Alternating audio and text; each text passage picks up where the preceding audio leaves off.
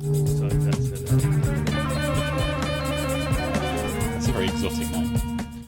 It's a good name for a sexy robot, don't you think, I think it Celine? is. I'll leave that Spelled in. like, I think that I'm going to works. leave it like the moon. S-E-L, no. Yeah, Selene. Yeah, Nice. Celine. Not Good. Dion. Well, that's you can hear our guest there. Welcome back to the Never Mind Anything Comics Book Review podcast. This week, part 3 in our cartoonist trilogy, as I'm now calling it, which I'm sure will become one of those Douglas Adams style trilogies. With this week, we're going to be talking about a blunt force cartoonist, as described in the Comics Journal. I'm joined by my buddy, podcaster, comics editor, Eamonn Clarke. How you doing? I'm doing very well, Tommy. Tommy. I'm doing very well. Yes, rock on, Tommy. Here we go. Hey, Tommy. You are the wind beneath my sails and all that. Yeah, I don't need no education. That's what I don't need. Tony. Oh, yeah. I'm very well, thank you. Very well, very good. We will talk about Floyd later. I've got my opinions. Okay. Yeah, good. We've just, for people who don't know, we've just recorded an hour and a bit of podcast, so we're probably a bit punch drunk by now. We are, yes. And I like the way we've just talked about underground comics for the Mega City Book Club, and now we're going to transition over to a posh bloke who's a cartoonist, I suppose. Although similarities, in a way. Did you want to just tell the listeners what we're going to be talking about? Well, as you've said, this is the third part in our trilogy of great British cartoonists. We are looking at the life and works of Gerald Scarfe. We've done Ronald Searle, we've done Carl Giles, and we're now on to Gerald Scarfe in our what will be a incorrectly labelled trilogy. Yeah. The fourth is it Hitchhikers as the fourth book in the trilogy? I believe it's phrased in the increasingly poorly named trilogy. Yeah, that's right. Yeah. So let's start off with your first memory of him, I guess. Where did you first see him? Can you remember? Well, do you know, I think it is Pink Floyd, I'm afraid, Tony. Right. I think it is his work that he did with them for The Wall and for that single that was in the charts for so long in the late 70s. Another Brick in the Wall, which of course his drives animation. me mad, that song. Yes, it drove me mad, and that does I think colour my early opinions of Gerald Scarfe. Yeah. That I did not like that song, and this is far too early in the podcast to be getting into Pink Floyd. I had been sat in too many grubby, darkened rooms by blokes who wanted to play me Pink Floyd albums, so I didn't, Yeah. I wasn't a fan at the time. Yeah, I'm the same. But yeah, I think it was that. What about yourself? When did you first come across Gerald Scarfe? Now, I'm not sure because I remember seeing the introduction. So he animates Yes Minister and Yes Prime Minister. There's a little introductory section of that. And I remember seeing that, but recognising in a way that I'd seen his work previously. And my father was a Sunday Times reader, so I'm guessing it was there. Right. I'm guessing that's where we got it from. Should we go straight in with the totem pole? Should we go straight in with that and say, so we've done 3. Yeah. I know we've got, what do they call it? Recency bias, I've heard it called. Yeah. Because this is the one where we've immersed ourselves in his style and his work, haven't we, really? But at the moment, where does he sit for you on the totem pole of those 3 eyes? Searle, Giles and Scarfe. So I think, I blame myself for starting this because I wanted to talk about Nigel Molesworth and Ronald Searle. That's right, of course. And I think Searle is still top for me. Right. I think in terms of cartooning ability, I'm going to put Scarfe in at second at the moment, and Carl Giles very, very, very slightly behind in third, even though, as we said last time, probably the most commercially successful British cartoonist of the 20th century. I'm going to say, before you do your ranking, I will say this. We've looked into these 3 cartoonists. I think we both agree that we like them all. Yeah. I would very happily drink champagne in the south of France with Ronald Searle. I would love a pint in an Ipswich pub with Carl Giles. Yeah. And I would very happily go round to a sadly no longer art studio in Chain Walk in Chelsea and have tea and cake with Gerald Scarfe and the lovely Jane Asher. Yeah. So, yeah. I sense a little bit that you've warmed to him a bit more. Is that right? Yeah, I have. I found him, because you and I have both read his memoir, which is called, Long drawn Correct out me. trip. A long drawn out trip. Long drawn out trip. And as I was reading it, I found myself warming to him as a character, and that made me. Well, no, doing this podcast has made me look at his artwork a lot more closely than I previously did. And you and I have been looking at various books. I should mention, because you suggested as our initial reference material, the Comics Journal, Winter Spring 2024, issue 310. So I thought to myself, oh, Tony's taking it easy on me. He's just given me a magazine to read. Yeah. And I ordered a copy from eBay, and of course it turns up and it's an inch-thick book now, the Comics Journal, with a very long interview with him by Gary Groth. Is that right? Yeah. Yeah, Gary Groth, and he goes with, who's the person he travels out with? I can't remember now, but it's another recognisable cartoonist. But right. I think the thing is with Groth, he just fancied interviewing these old cartoonists, doesn't he? So travels about. So he came to the UK, and reading this prompted me to approach you, and piqued my interest back in Scarfe again. Right. Yeah, definitely. And so you've got to rank them yourself, or are you going to do that at the end of the episode? No, I'll rank them myself now. Yeah, I think so. So for me, Scarfe, Searle, Giles. Right. Okay. Scarfe being my favourite, and I think we both feel a bit harsh about Giles now when we've done that. But I know. Yeah.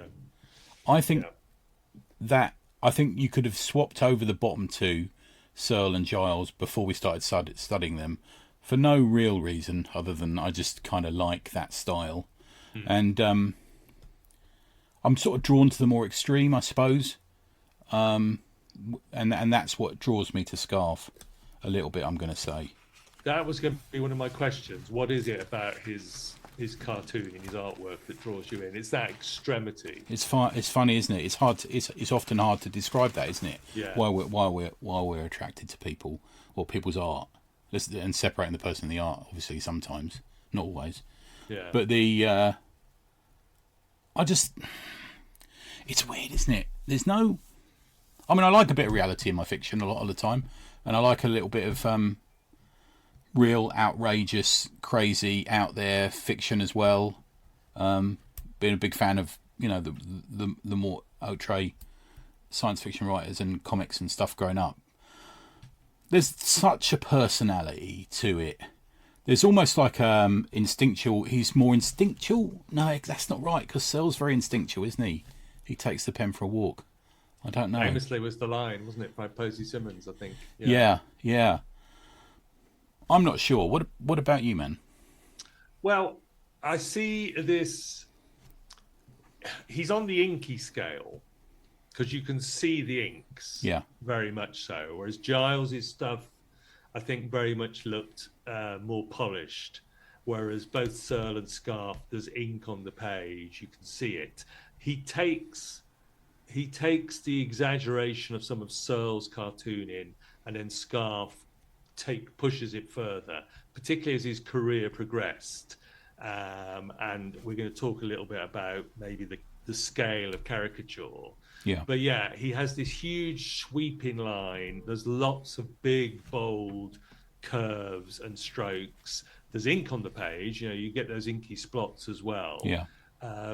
Ian Hislop talks a bit about that. I saw an interview with Ian Hislop about him, and Hislop was saying it's almost like he gets angry and just throws ink at the page. Right. I'm not sure that's exactly true, to be fair.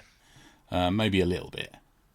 Well, I mean, we'll perhaps, as we sort of try and whiz through his career, we'll perhaps pick out when was his angry phase, and when did that phase start to get, I don't know, perhaps a little bit, get some of the corners knocked off. There's a bit maybe Disney affects that. There's a famous documentary which is well worth watching, which is directed by him, called Scarfe on Scarfe, which you can find on eBay on YouTube. And in that, it finishes, the culmination is him just destroying his art by throwing pots of paint at it, and then it finishes with him just sitting in a corner of the room looking up at the camera.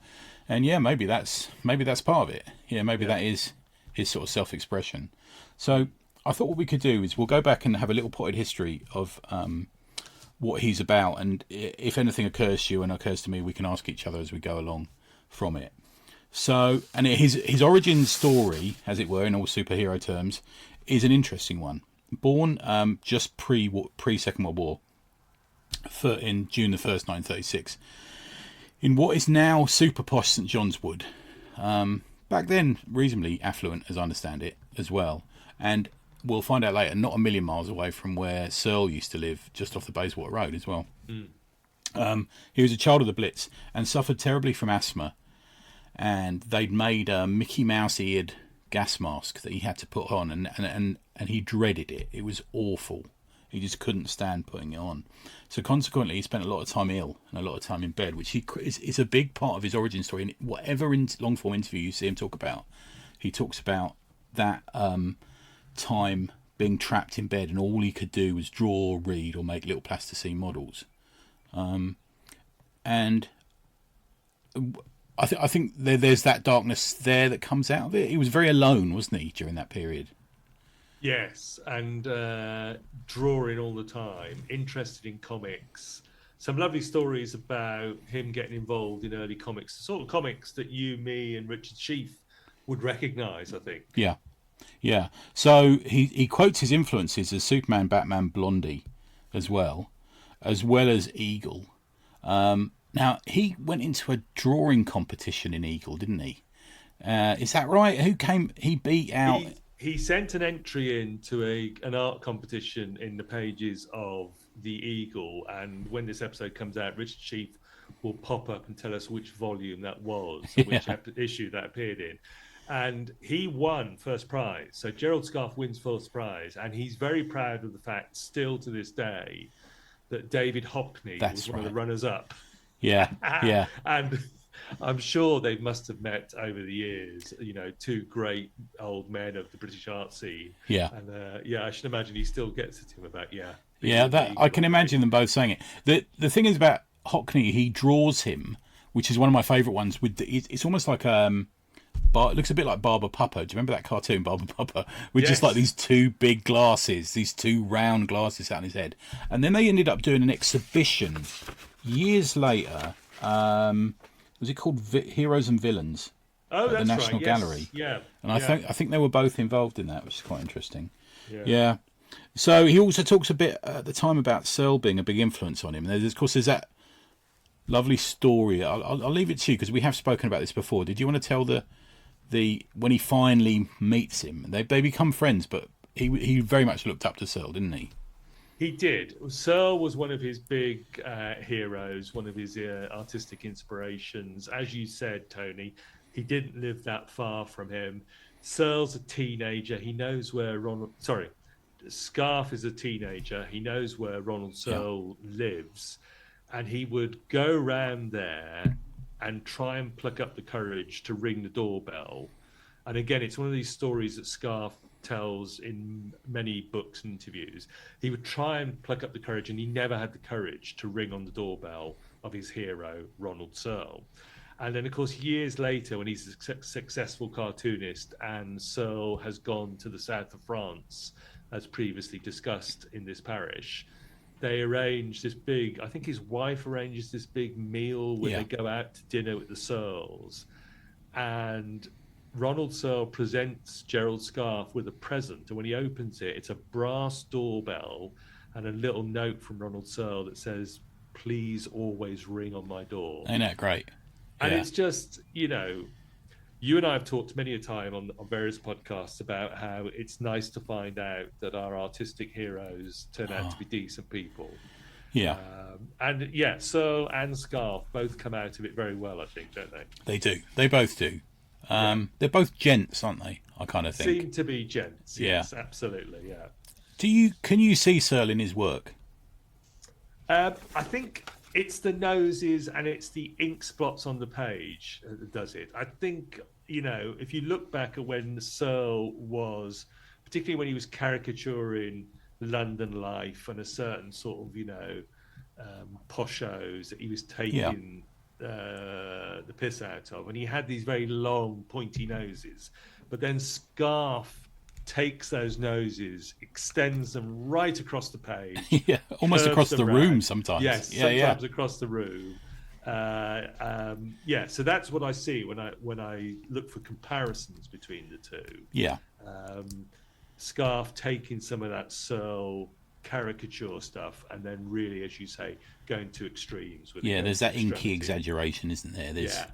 Yeah, you can see them both with brushes and dip pens and stuff like that, I guess. Yeah. Yeah, more so than Giles. Giles is a little bit more controlled, isn't he? Yeah, that's what I think. Yeah. Yes, he's got a controlled line. He is incredibly funny. He's incredibly sort of good at the social history stuff we talked about. He's incredibly successful.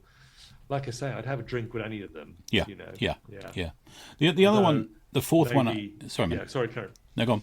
We'll come to a certain bar later on. Oh, we will. Yeah, most definitely. Yeah.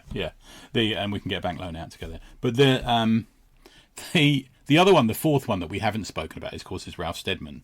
Yes. And they actually trained together at the East Ham Technical College. Not the first time that place has come up on this podcast. We've had it mentioned before. And initially, in fact, it's Hislop again. I heard say this, or was it Cook? Somebody who was involved with Private Eye said in the early days they had a similarity, and I'd agree with that too. I think. Yeah. Yeah, absolutely. They've got that blotchy similarity. And, they're studying art. They're looking for gigs. They fall out, allegedly, I read, because Scarfe takes a job with the Daily Mail. That's and right. Steadman disapproved. Yeah. But I did get the impression that, actually, from reading his memoir, you get the impression that Scarfe has often had to take jobs where he didn't agree with the tone of the newspapers. But, there's a famous interview with Andrew Neil where he says, I massively disagreed with him. Yeah. In fact, it was absolutely contrary to the point we were making in the paper. I think this is when he was on the Sunday Times. And he says, but I adore the fact that we've got him to do it. And Scarfe's interviewing himself, and Scarfe says, yeah, but we're going to fall out. And he says, yeah, well, that's inevitable. We're journalists. That's Fleet Street for you. Yeah. And they kind of like agree to disagree but get on, which is a lesson to be learnt for many people. Yeah. Interestingly, so like a lot of the cartoonists and illustrators we've talked about previously on here, the Scarfe started working at an advertising agency. He was actually there for 6 years, so it's not a short amount of time, at the Elephant and Castle that was owned by his uncle. And he talks a lot about, I've seen him make comparisons with Warhol's soup cans, and he says Warhol got famous for doing soup cans and nobody took any notice of my marmalade jars. It was the phrase he used. Well, that was brilliant. And they also friends with David Hockney as well. I kind of feel like he talks about how bored he was in this advertising agency because he'd have to draw a salt and pepper set, or he'd have to draw, Do you think that there's a reactionary? I would probably agree that there's probably a reaction. Do you think that's part of his reactionary attitude to everything he does from there onwards? Is like he almost like purposely pisses people off, doesn't he? You can see, you can imagine that. You can imagine that he wants to do different stuff with his artwork. He's probably, he's in that phase where he's actually starting to get really good at it, and he's forced to do advertising photos or copy or whatever it is, pick stock images and stuff like that to sell stuff, and it must be really tedious and boring. You can see him pushing back against various parts of the rat race and stuff like that later on. But also, as I say, he did have to take jobs, didn't he? He wasn't going to be the starving artist. He did want to get paid. Yeah. And we began to see him move away from the agency, and he started working for Punch, and then Private Eye. And I think we may as well talk about it now. One of our favourite, certainly my favourite pieces, is the wilderness years of Winston Churchill, which was he was given a job by Punch to go and draw Winston Churchill, who at the time was infirm. Most of his marbles had gone, I think, at that point. And he draws him, contrary to a lot of what we see. There's a lot of satire in Scarfe's work, but there's a massive tragic realism to that single image. Are you drawn to that image at all, or? Well, I'm looking at it in one of his books right now. So, very famous image of Winston Churchill. Scarfe is allowed into the public gallery so that he can sketch Winston Churchill's last ever day in the House of Commons. Yeah, and right. as you said, Churchill is by this stage, he's a very diminished figure. It's only a few months before Churchill dies. He does this black and white sketch of the sort of Commons benches and Churchill slumped on one end. Yeah. The newspaper, I think, was it Punch? Was it the Times? I can't remember. But anyway, Punch, yeah. They decided they weren't going to publish it, partly because they were afraid of Churchill's wife, Clementine, who, as we know, strangely, Richard Sheaf and I have talked about this on another podcast. Oh, right. We know that she was a very vigilant protector of her husband's image, and I'm guessing a subscriber as well. Yeah. And it isn't published until later, when Peter Cook, of all people, publishes it on the front cover of Private Eye when Churchill dies. I think, it's amazing because they thought at the time that this was a very upsetting image, and in a way it is, age and infirmity to this British historical and cultural icon. But it's a starkly sort of beautiful image at the same time. Massively, yeah. I love it. I think it's amazing. Yeah. It's an amazing piece of work, and we will post it when this episode comes out on the socials so people can see it. But it's a very famous image of Churchill, produced under controversial circumstances, or at least, his wife, they didn't want to upset his wife. Yeah. But later gets published by Peter Cook, and it's gone on to be famous.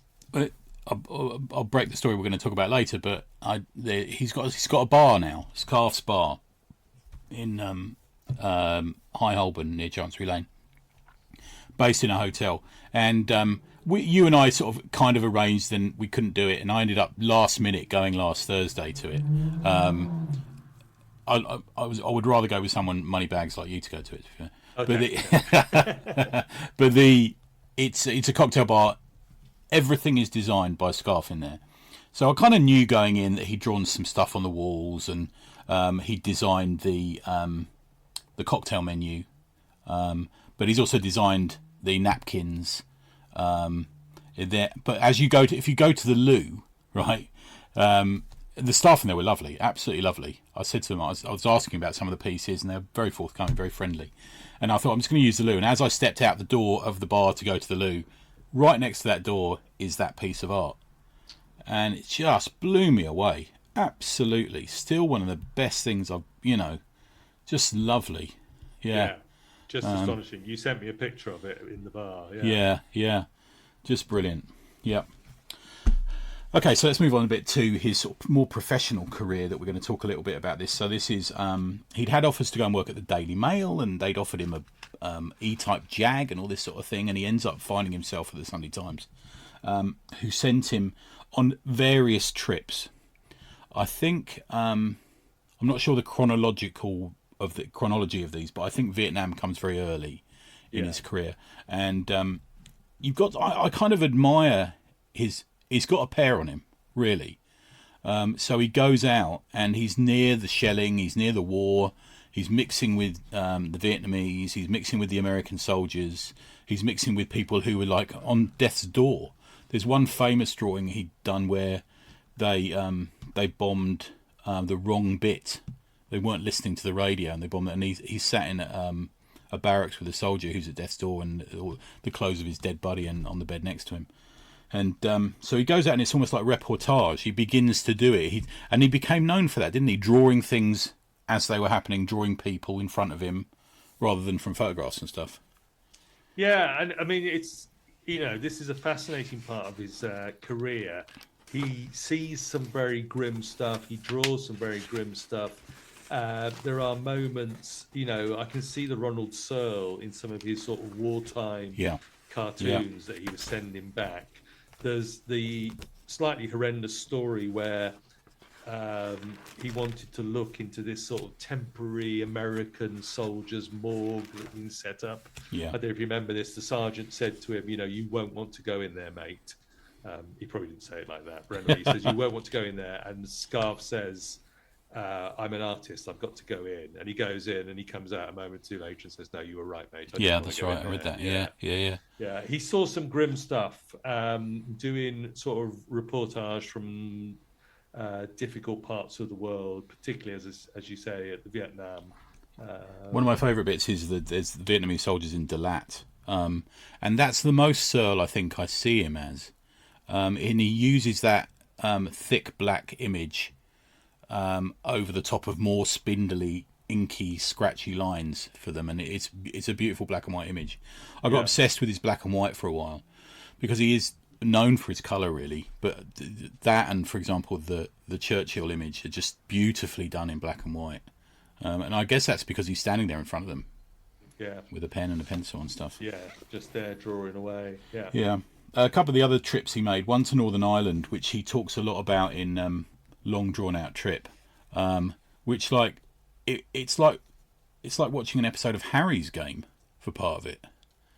He literally gets kidnapped in a car with a girl, doesn't he? If you're in Northern Ireland during the Troubles in the 70s and you've got a hire car, if the IRA get into the back of the car suddenly and say, stay where you are, mate, yeah.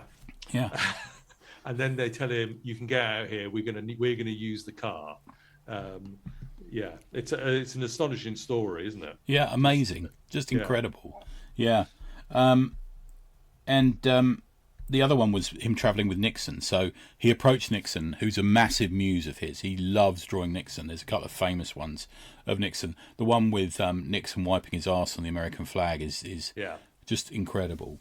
And he says that he approached Nixon, I want to draw you, the Sunday Times, and he said, no, it ain't happening.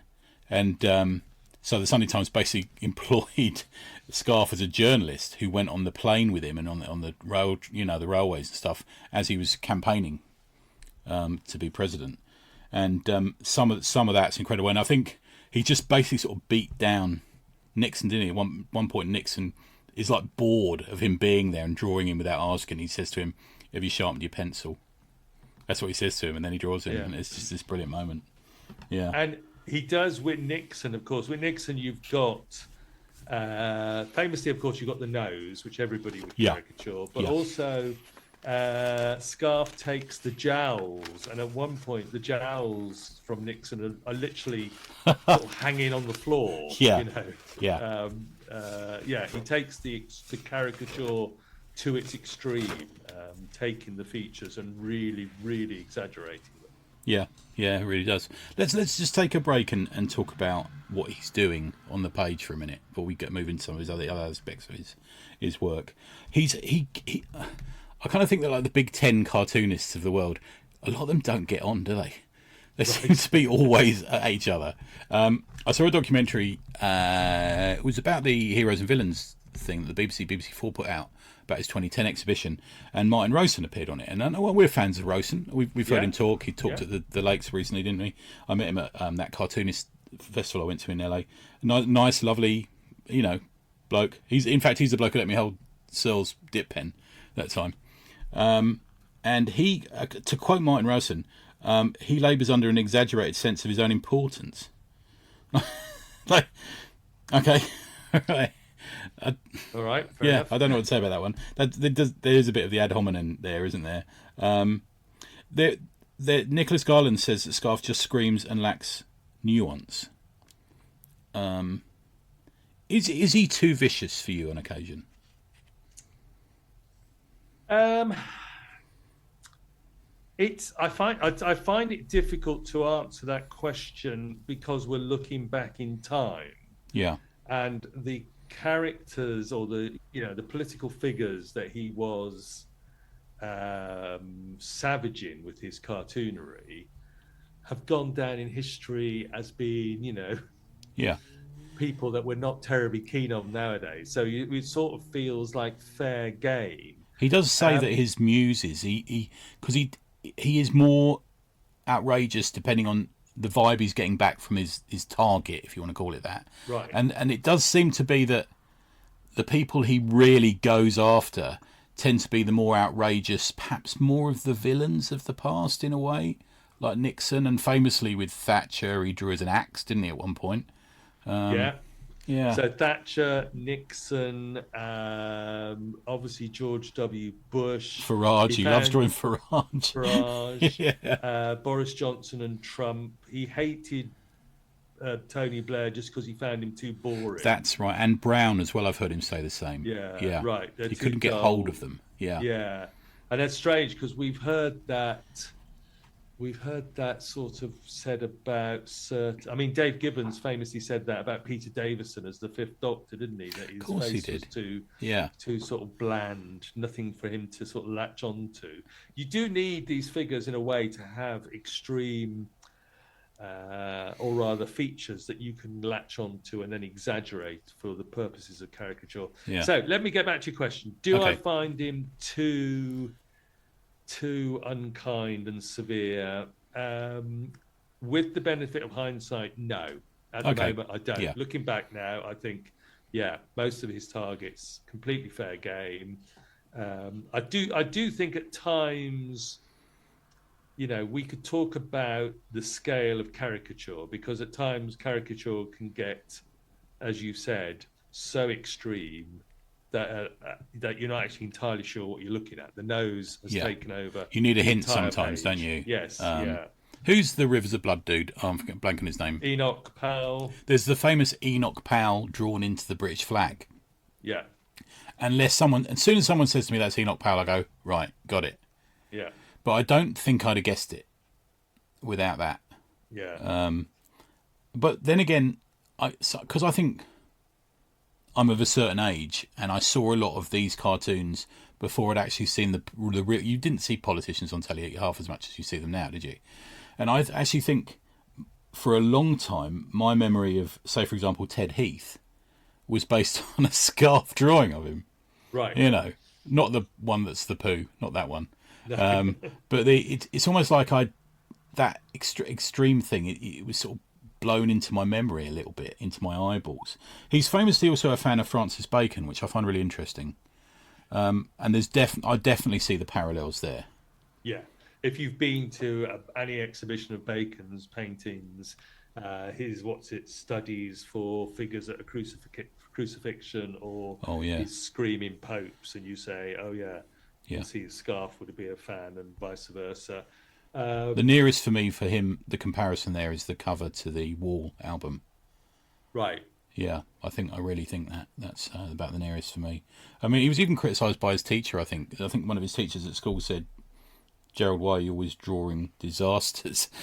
He's sort of drawn to that. And because it's going to go on and pay the bills. Yeah. And he quite often says he's not thinking of it when he starts drawing. And I remember saying this I interviewed Bob Fingerman a few years ago and saying to this, almost like you get into a groove where you see everyone as Bob Fingerman characters because they're so distinctive. You see everyone as a scarf pushed impression almost. Yeah, interesting. He got into trouble, of course, at various points in his career. I mean, there's the Churchill one. There's this one I've got here of Macmillan, the Prime Minister. Sitting in the Christine Keeler chair, which I know he got criticised for a lot. He's had some unfortunate timings in terms of publication of certain images. There's the Israel thing, wasn't there, a few years ago? Yes, the Yahoo exactly. Thing. He didn't know it was going to be published on National Holocaust Day or International Holocaust Day. Which I think was a couple of days ago, wasn't it, as we record? I think it was. Right, okay. Yeah. But of course, in a way, you feel as a political cartoonist, he's supposed to be controversial in a way, isn't he? Yeah. He's supposed to be out there and criticising these world figures. Yeah, it's weird, isn't it? Yeah. So no, I don't think he is too extreme or too nasty. Yeah, I don't either. I'm so drawn to some of his really crazy images. There's a car crash element occasionally to it. You got to see, he's gone there with it. It's like the Thatcher and Reagan image and stuff like that. And yeah, I know what you mean.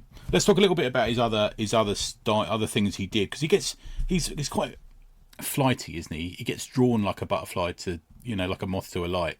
And for a while we had him just making documentaries, or he was still cartooning, but he was really throwing himself into documentaries. And before that we had his first animation, his first long form animation, called A Long Drawn Out Trip, which is what the book's named out of, which you can't really find anymore. And as I understand it, it's because he used some Disney images in it. Mickey Mouse is in it and stuff. Oh, okay. If you look at Scarfe on Art, I think there's some of it in there.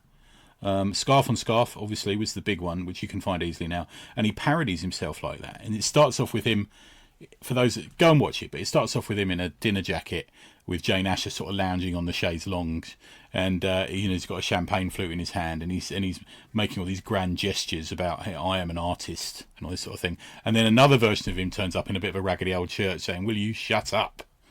like that, and I just love it. You know what I mean? Yeah, no, it's great. And he did a few of those. He did Scarfe on Sex. Yeah. Yeah, he did films. He does sculptures, of course, as well. That's a big thing, isn't it? And he builds them all in his garden. He must be the worst person to live next to, because he's got all these like mad things going on in his garden. And then he'll say to the Japanese exhibition that's putting them up or something, he'll say, "I've got these now. They're available to come and collect." And they're going, "What?" And they're like these massive things they've had to cut in half just to get them in, on a ship or something. One of my other favourite pieces of work of his is Chairman Mao. Yes, that was what I was going to mention. Oh, was it? Oh, good. Yeah.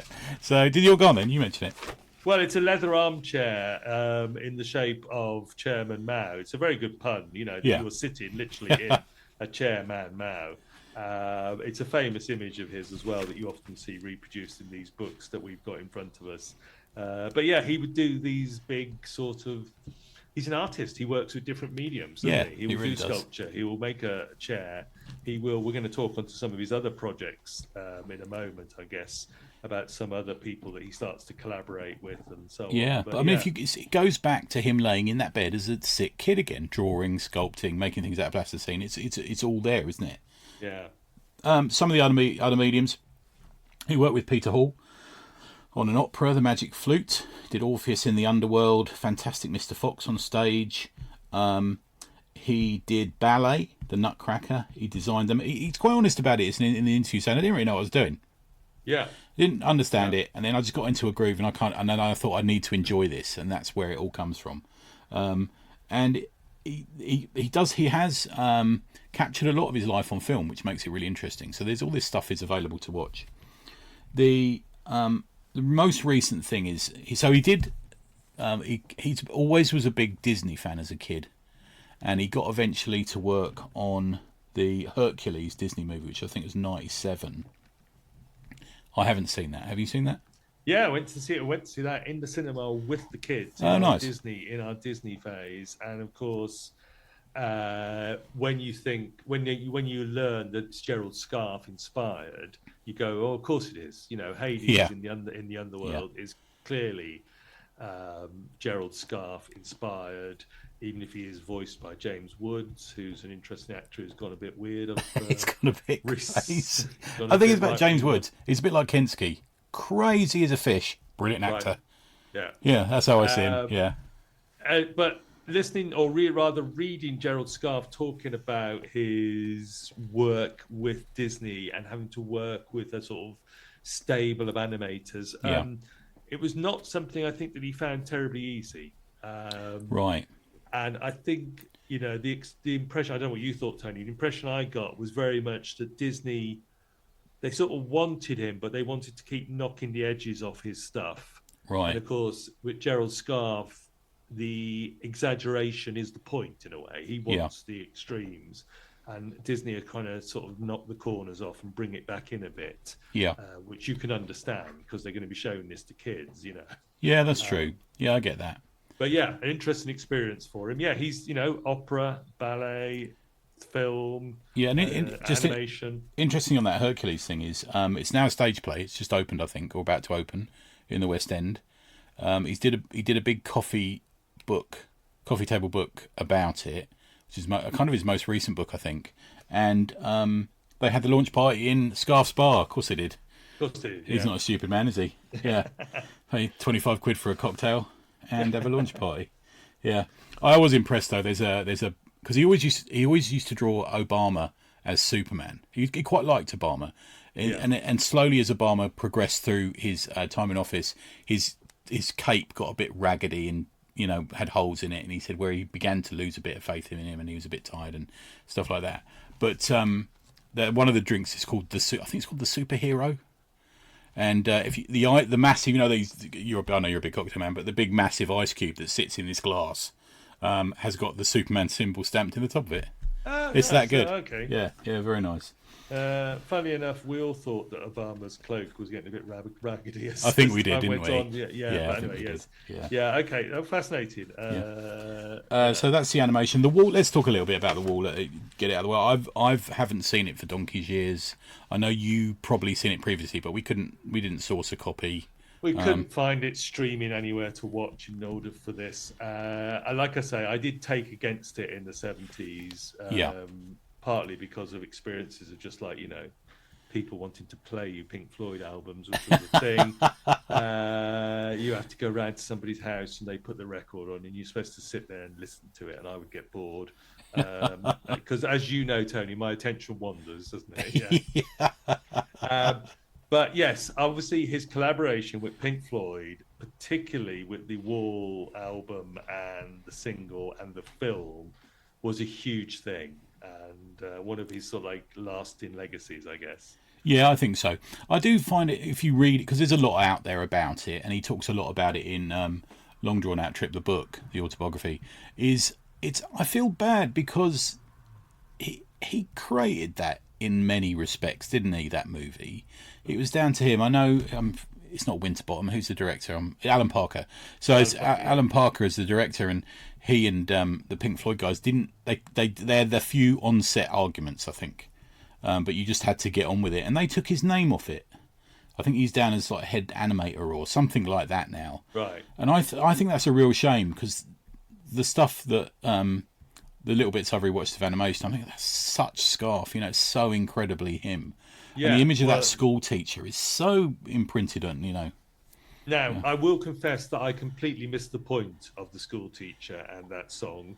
And that, again, it is actually talking about the kind of oppressive, abusive school teachers that have been mentioned on this podcast before, that come up from time to time. So I did miss the point in the 70s. But yeah, the look of it is Scarfe. I suppose he might have had a slightly more successful collaboration in designing the stage sets for the tour. Yeah, which he did do, didn't he? Yeah. Listen, I don't think he's come out financially bad out of it, because I don't think you can buy a print of it under 300 quid on his website. But let's not make the point that he hasn't done well out of it. I just felt a bit bad for him, really. Probably if I listened to Roger Waters' account. Made a few bob, didn't they? Yeah, I think he done all right. Yeah. So we've talked a little bit about the animation stuff that he's done. Gallery work, like we talked about Rude Britannia, that was at Tate Britain. He did Snap at the National Portrait Gallery with Hockney. Heroes and Villains again with Hockney, I think. He is a multi-skilled bloke who seems to be everywhere. So just out of the blue, the other day in the research, I decided to search his name on the BBC Sounds app. He had his own radio show on there. Did you find that? I did not know about that until you brought it to my attention. He did a show called Recycled Radio, which is like an audio soundscape of sample bits and pieces of historical stuff. You can still find them all on the BBC Sounds app, now available, apparently free worldwide. So yeah, he had his radio show, because you put in the notes his radio work. I was thinking, what's Tony talking about? Scarfe on the radio. But yes, he had a radio show for a while. Yeah, it's a bizarre one to listen to. Strange one to listen to. It's lots and lots of little clips of stuff. Yeah. All put together, but very him, Yeah. Cool. So let's. Have you got any other favourite pieces you wanted to mention? I think I've done my main ones. I'm going to mention what we should have talked about, because obviously he's very controversial at times. Yeah. And I just want to bring up, we've got the Gary Groth interview in the Comics Journal. And in the early 70s, talking about an episode of the Mega City Book Club that will be coming out in a week or two. Oh, cool. we're talking about underground comics and some of the obscenity trials. Oh, of course, yeah.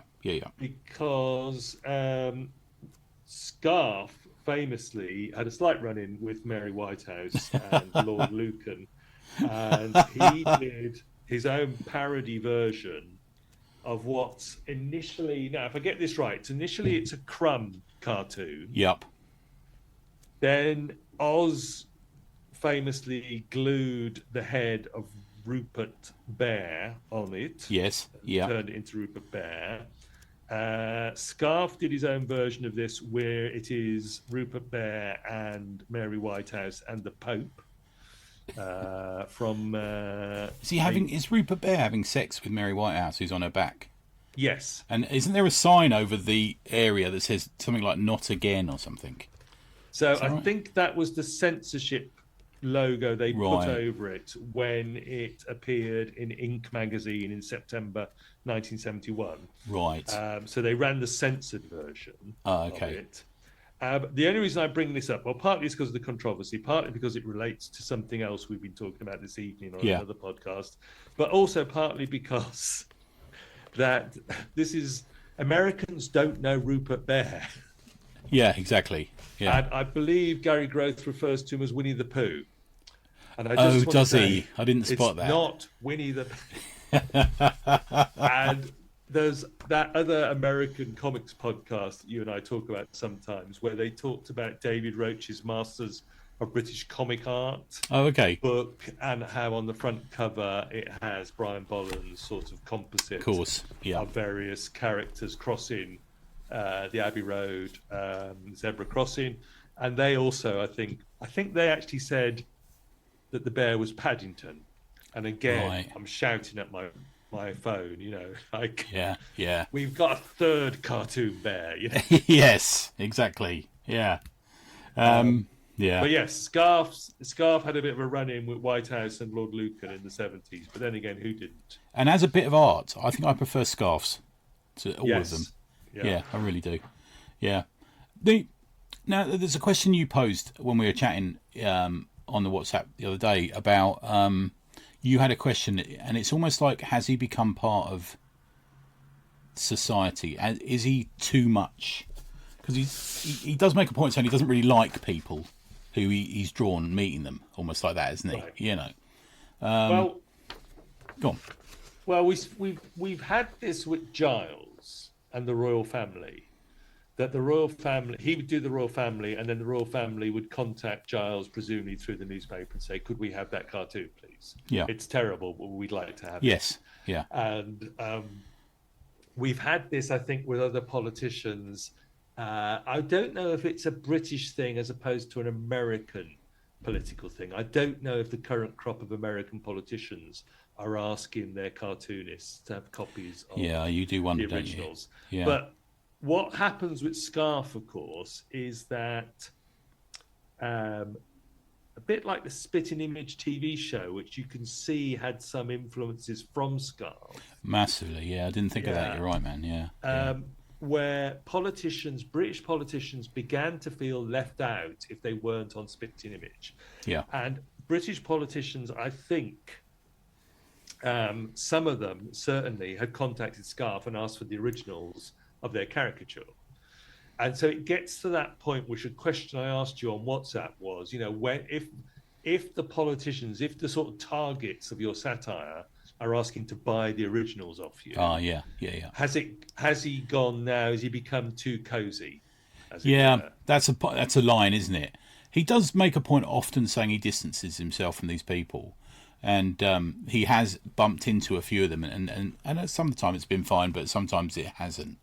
I've seen stories of politicians who've said there's a couple of famous conservative politicians who would, I can't remember their names now, but one was treating the other one as if he was his little kid, right? And he actually began to wonder whether that was affecting their relationship, because they were actually quite good friends, right? Sort of thing. Sort of tapping him on the head and telling him stuff like that, Yeah. There's a good one, not good, but there's an interesting one from Good Morning Britain when Piers Morgan was still on it, with the lady with the dark hair, and I forget her name now. Susanna Reid. So thank you, very done. Yeah, Susanna Reid. Man of a certain age. yeah. And he goes on to promote his new book, and he says, and he draws them.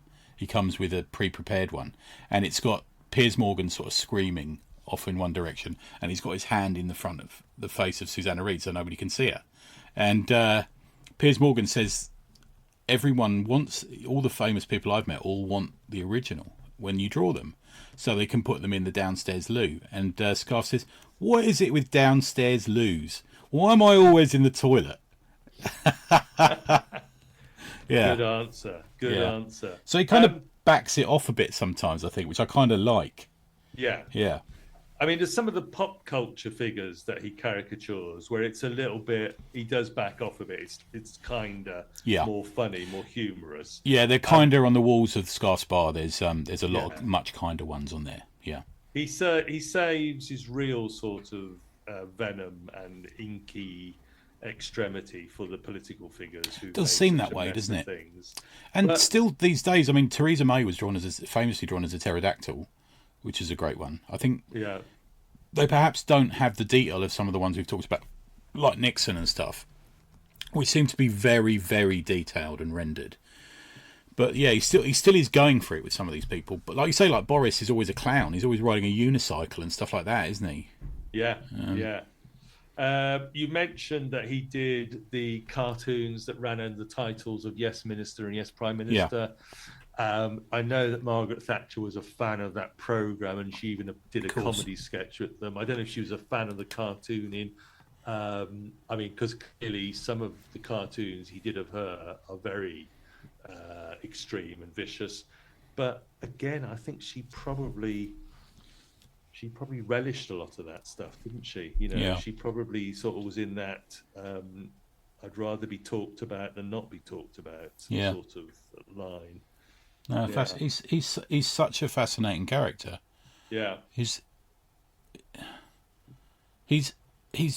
very friendly almost. His demeanour is friendly and open, and there's all the documentaries I watch of him, he seems to interview people himself. And there's a thing where he gets together with all the old Punch guys. Harry, what's the name of Harold? Is the Sunday Times editor. The Sunday Times editor. Sorry, Evans. Exactly. Thank you. Yeah, they have the most interesting two men of completely different opinions, and they have this lovely conversation, which I think is brilliant. So I mean, he talks a lot about the loneliness of being a cartoonist, or not the loneliness, the solitariness, I suppose, of being a cartoonist and sitting in a room and working on these things himself. And then he says, I send them out into the world, and they do what they want. They become what they become out in the world. He doesn't worry about it, which I think is a lovely way to have someone. I'm not sure whether the like of that will ever happen again now, because everyone's tied into bloody their phones and social media and all this sort of thing, podcasts. But yeah, he's certainly been an absolutely fascinating character and artist to look at in detail. Yeah. There's the Comics Journal interview from, what was it, last year. We've both read the memoir. We've both got a massive coffee table of a book called Scarfe, Drawing Blood, 45 Years of Scarfe Uncensored. Yeah. I'm looking at the front cover of Ronald Reagan drawn as Mickey Mouse and thinking about that Mickey Mouse gas mask story now as well. Yeah. Scarfe by Scarfe is a good one as well. An old one I bought off eBay quite cheaply. Scarfe by Scarfe's a nice one. But I think there's everything you'll ever. New book out about Hercules. That's the new one, yeah. But I will say that Drawing Blood, whatever you need will be in that book. Yeah. I think, apart from the prose of the memoir, I think anything you ever need about it will be in there. And just to leave you with one question that I didn't discuss with you, just I thought I'd throw it onto you a bit. Is there anyone in comics who is comparable to him? So I was thinking about this, and the other day on my feed, Bill Sienkiewicz's... I was going to go there, yeah. Bill Sienkiewicz's page, or one of his pages from Batman 400 popped up. That's the obvious American one I could think of. But then there's a couple of 2000 AD guys. Okay. Two that I personally have struggled with their artwork, but Simon Harrison on some stuff like Revere. Okay. Gareth A. Hopkins is so keen on that sort of stuff. and then of course John Hinklington. The Late John Hinklington on Nemesis, particularly. Obviously, he did other stuff, but his Nemesis work with Pat, and you can just see Scarfe doing Nemesis. The lines that goes for no reason, lines disappear off, don't they, and stuff. Yeah. I get that. Yeah. I was going to see Sienkiewicz myself. I don't know whether they're necessarily very similar. I just kind of get the same freedom feel out of them both. Yeah. And then the other one I was going to go with was Hunt Emerson. Oh, okay, that's interesting. He does a lot of that sort of exaggerated facial feature thing going on a lot of the time. Yeah. We saw that in Lady Chatterley's and stuff like that. I can see that actually. Yeah, it didn't occur to me, but yeah. Okay. We should really do a Hunt Emerson episode one day. Okay. Yeah. Oh, right. Yeah, I'm a massive fan of his, and like we talked about earlier in your episode, he's been about for so long, sort of thing. Yeah. Thank you, mate. That was absolutely brilliant. Another one that was just an absolute dream of fun to research. Well, let's hope that this trend can continue as our trilogy becomes, increasingly poorly named, and that we move on to other British cartoonists. I just wanted to talk about Nigel Molesworth and Hello Sky, Basil Fotherington Thomas. But anyway, we've had quite the journey through these British cartoonists, and Gerald Scarfe, who thankfully is still with us. Yeah, definitely. The grand old man of British cartooning, and some wonderful books and collections of his artwork to look at and read about. Yeah, it's been great, Tony. Absolutely fantastic. Really good, man. Yeah, you're right, though. It's lovely that he's still about as well. Yeah. Cool. Well, let's move a little bit into talking about you, the Mega City Book Club. I've got 3 sections. I've written Mega City Book Club, Movie Club, and British Invaders, and we're going to cover them all. So, Book Club, I love the fact that you dip in and do Viz every so often. Do you do the one on Drunken Bakers? What are they called again? Drunken Bakers with Brian Walsh. It was entirely his suggestion. I confess I'd never heard of the Drunken Bakers. They're a favourite of Dan's. They are. Right. Yeah. Okay. Well, Drunken Bakers, Viz comic, the bleakest, most, almost in a way, most depressing, the most Samuel Beckett cartoon in Viz that you will find, and we did an episode about that. It was an absolute revelation to me, a bit like this. And then Lee Healy, who drew it, got in touch to say how much he enjoyed the episode. Oh, lovely, man. That's great. Which was really, very kind. One of the good things on social media was he got in touch with both me and Brian Walsh, who's an artist himself in Ireland, and so that was great. I know, great. We've just had City of the Damned. Yeah, I really enjoyed that one. Yeah. And I like the way you put the 2 comparison pages up on your Instagram the other day. Yeah, very good. Because talking about Steve Dillon, that's got some great Steve Dillon stories. It's got some great Judge Dredd, but it's got a story behind the story about Dillon and the lost artwork, which we tell on the episode, which was great fun. Yeah, go and listen to that, because it's a really good story. That it's just one of those famous British comic creators always in the pub stories, isn't it? It's one of those which I love. Yeah. I love the Granville episode as well. You did. Yeah, Granville with Brian. Alan Fisher comes on to talk about Brian Talbot's various projects, and Granville is just fantastic. Another real eye opener. I didn't realise that Brian had actually coloured all that himself as well. Oh, right. It. Wow. Yeah. So yes, Brian Talbot. Another great man of British comics. Outstanding cartoonist as well. Yeah, the good thing absolutely. about him. Yeah. And then occasionally you transition over to talking about some of the fucking worst films that are out at the moment with Conrad. I've met Conrad a few times. He's a good lad, and you two seem to just pick. We've had Madam Web. We've had Craven now, haven't we? Is that one of the ones you've done? Yeah, we've done Craven. I think people have begun to detect that as we go to see the current crop of superhero movies, that my sort of like concealing my level of distaste for them is starting to crack, because they are becoming increasingly worse and boring. Madame Web, what a terrible film. I've never made it through it. Never got all the way through it. Honestly, when even its star can't be bothered to promote it because she, a film that's got Sydney Sweeney in it playing Spider-Woman, and it's still really dull and boring. We do. Conrad and I do some terrible films, but we do have, and we must try and do some more of these. We do the retro film clubs. We Yeah. are going to be watching. These are films that our listeners can somehow connect to 2000 AD and other British comics. So we will be watching the 1970s movies of the Sweeney. Oh, nice! I love the Sweeney Man. Which is coming up at some point with me and Conrad and John Caro, and I think John and I are sort of like on a little behind the scenes bet to see how many times we can get Conrad to say the word dredger from the British comic of the same name. It'd be like the bullshitters. Have you seen that the comic strip presents the bullshitters? Yes. I'm a 10 gov a day man. Gov. Yeah. Please don't call me that. No, I'm 10. Yeah, I remember that joke.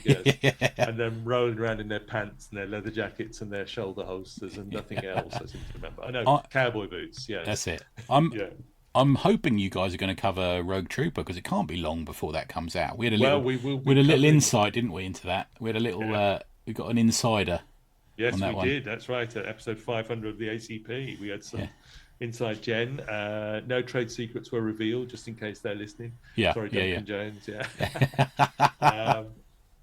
But yeah, so anyway, we will be getting to Rogue Trooper. We will be doing some other films on Mega City Film Club, as well as continuing the fortnightly Mega City Book Club. And in a couple of weeks' time, you'll be on, Tony, talking about underground comics. Yeah, we had fun with that one, man. Another one. And I just want to cover the British Invaders, which I do love listening to. And you've just done one of my favourite series, Survivors, the original series. Although I don't mind the new one as much. I think it was all right. I quite like the new one, yeah. The original one, I remember people have probably said this to you since, but the rabies episode, I remember seeing that as a kid, and it's just freaking me out. Yeah. Just distressing. And the opening titles of Survivors still chill us now because we watched it as kids and it terrified us. 50-year anniversary, that don't make us young, does it? Not at all. Yeah, so we've covered the 50th anniversary of Survivors recently on British Invaders, my other pod. And I'd like to also say, was the one Space Precinct? That's a terrible series. That's bad. I've told you my story about knowing one of the directors on that. And Nog in the Nog, which is obviously genius. Nog in the Nog is genius, although I found it difficult to recommend it to a modern audience because it's black and white and it is a bit weird, actually, when you look at it again. But when Oliver Postgate told us those stories as kids, it just wonderful, wonderful stuff. Nog in the Nog. And I know you'd also wanted to mention the Aphrodite inheritance, but that might be because Alexandra Bastido's in it? Oh, from the Champions. Yeah, I'm a fan. I rewatched some of the Champions the other day on ITVX when I had a bit of insomnia.